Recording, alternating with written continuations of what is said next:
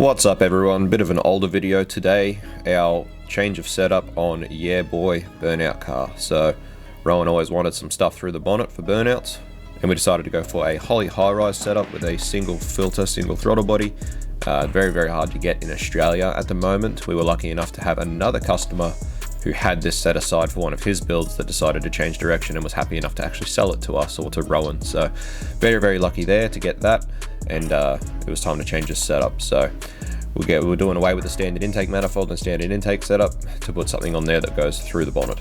This is not the first time that we have had our hands on this car. It was actually brought to us originally to tune. A lot of other workshops had a lot of issues trying to get connectivity, apparently, is what we've been told. It is not an original V8 car, it is a V6 car that's been converted. So there were a few funny things in the engine loom and a few issues we had to sort out to actually get connectivity to tune it. So originally tuning it, we made just a smidge over 380 at the wheels. It's got a monstrous cam in it, a huge cam. So 380 at the wheels, through the 4L60 with a big converter. So this is the setup that we're going for. We've got the Holly high-rise with the single throttle body, and we also went for a throttle body spacer as well as an air filter spacer to try and get this all nice and high out the bonnet as the customer's request. So that's the whole setup when it's all together. Unfortunately, the billet spacer is all like it gets. We did decide to paint it up so it would blend in a bit better. It didn't stick out like a sore thumb, but that is the setup. It is quite tall, nice and high out the bonnet. Try and turn some heads on the pad.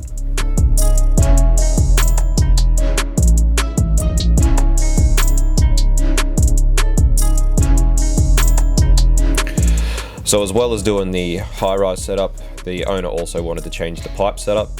Originally he just had these built, which are just side exits, as you can see, straight through from the collectors straight to side exits. He wanted to run the pipes all the way out to the back of the car. So we had to try and run them underneath the diff, which was a challenge because this car is very low.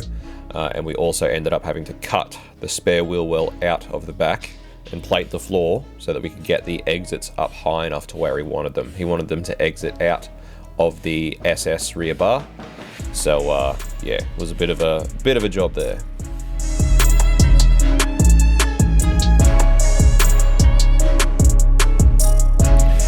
So we actually used an early Commodore throttle cable. I think it was a VH or VC throttle cable that we used, which has the correct end on it to do everything we need to do.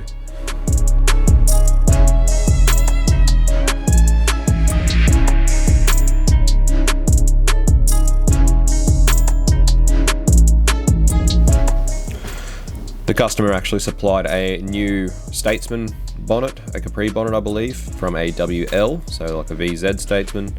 At this stage he had planned of obviously a whole new look and new setup for the car, as well as obviously our high mount, our high rise. It also went to a whole new colour, whole new front end, and this was all obviously before all that. So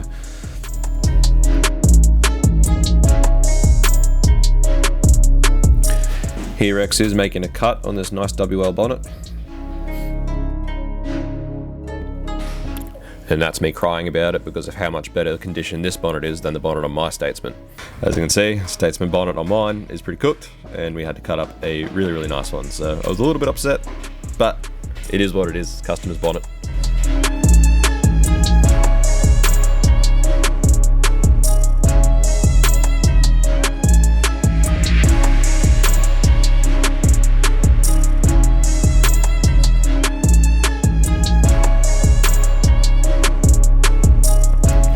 And so you start to get an idea of what the setup's going to look like. We did have to revisit this cut in order for it to actually clear the air filter while it opens and shuts. But obviously, as always with cuts and bonnet penetrations, you want to start as small as possible. You can always cut more out. You can never put it really back in. So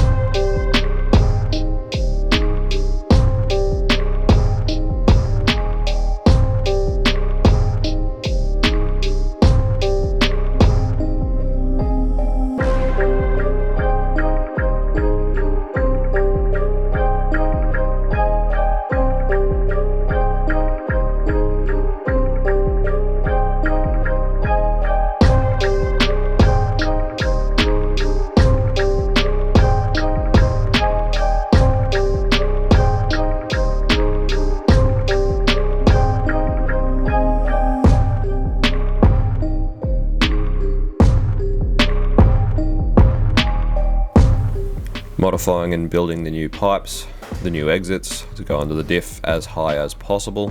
Customer was on a very tight budget, so we sort of just used what we had.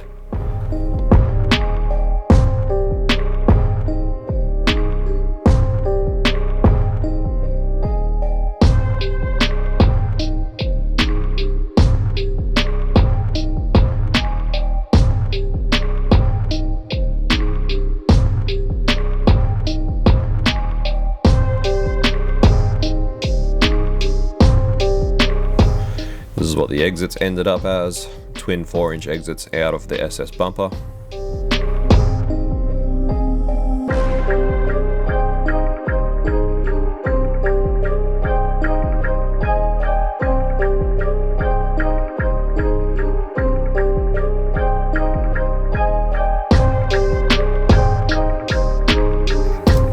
Due to the rear quarter damage, there was no real good way to actually mount his SS rear bar, so we decided to put on these quick connect mounts, which we often use on drift cars so that we can easily remove bumpers when we need to, because we figured if he was worried about damaging the bumper, copping belts and everything else, he could probably just take it off to skid and put it on when he wants it for show.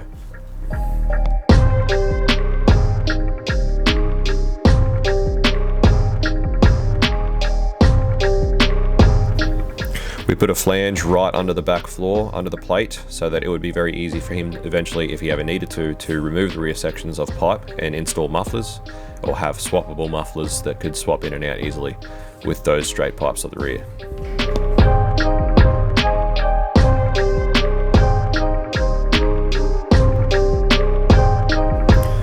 We had a lot of issues with the standard Holley IACV that came with this setup. Was not right, never worked from the start. So we ended up replacing it with another one that we had in stock.